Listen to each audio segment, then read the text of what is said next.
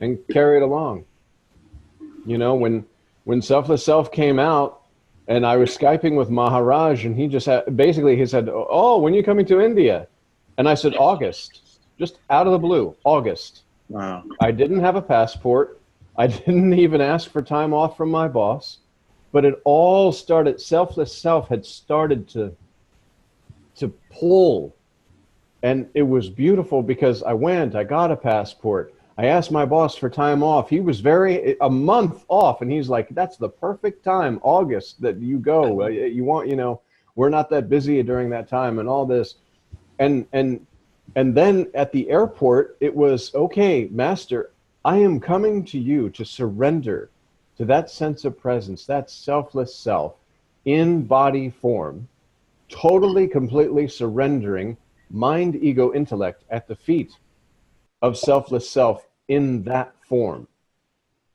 And that's the, no matter what, you know, nothing is more important, because only things that are more important are the illusion which appear to be attracting me. Yeah. And there's a me that this illusion is attracting. And those things are fluffy clouds. When seen with mantra, what could you possibly want?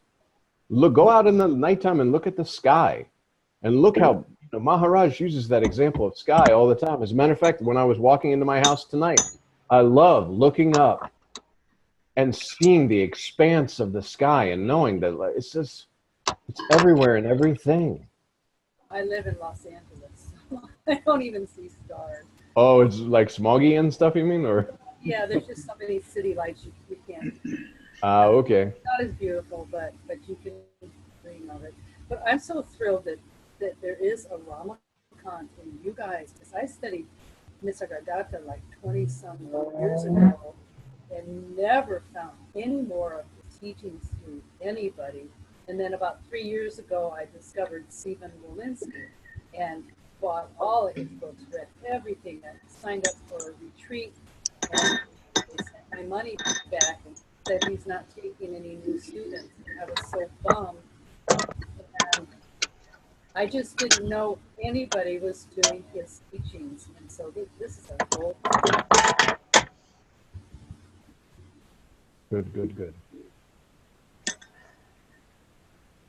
So thrilled. And then I've been watching Ranjit videos. And he was a sweetheart. Oh my gosh. Hmm. Oh, these sages are just, that's Well, remember, all these sages are your own selfless self.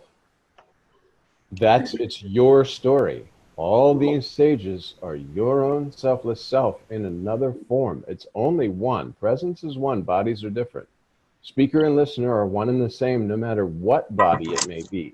The body may be labeled Ramakant Maharaj, Ramana Maharshi.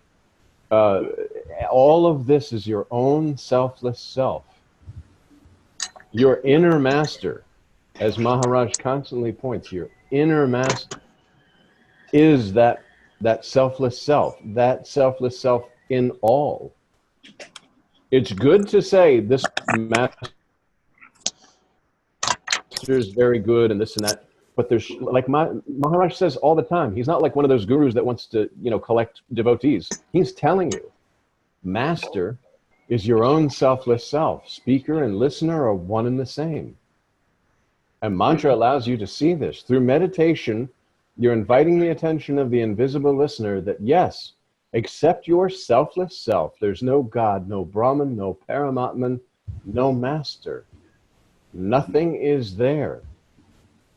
This appearance of something is in the nothing and will return to nothing. And that one nothing something is selfless self. And all of this is a projection on your spontaneous presence.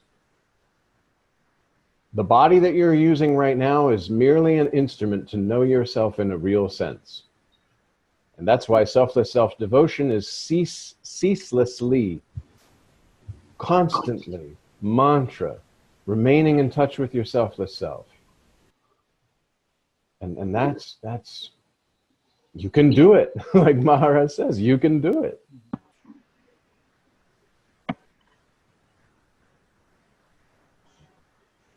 I had this sense this morning when I was doing the mantra that everything is a covering. Everything is simply a covering over. There was always a sentence in Chidananda Rupa that I never did really quite get, pervading in all the senses. I am, what is it? I am beyond concept, without change, beyond form. I am pervading in all the senses. And I never did really quite get that, but it kind of like it's just a sense that everything,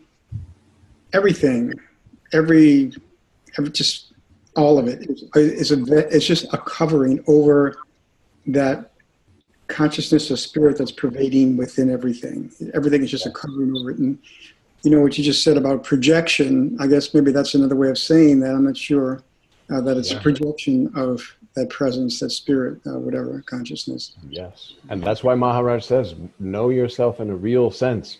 When you know yourself as that formless existence, then what form could you possibly want? What item, what attraction could there possibly be? When you know yourself in a real sense, then all of this, like you said, it's all appearing on your spontaneous presence. And it goes back to the example of dream. In a dream, everything appears really, really there and real. And even you see your own body in the dream moving around. But it's that one dreamer laying down sleeping where the entire dream world has been projected.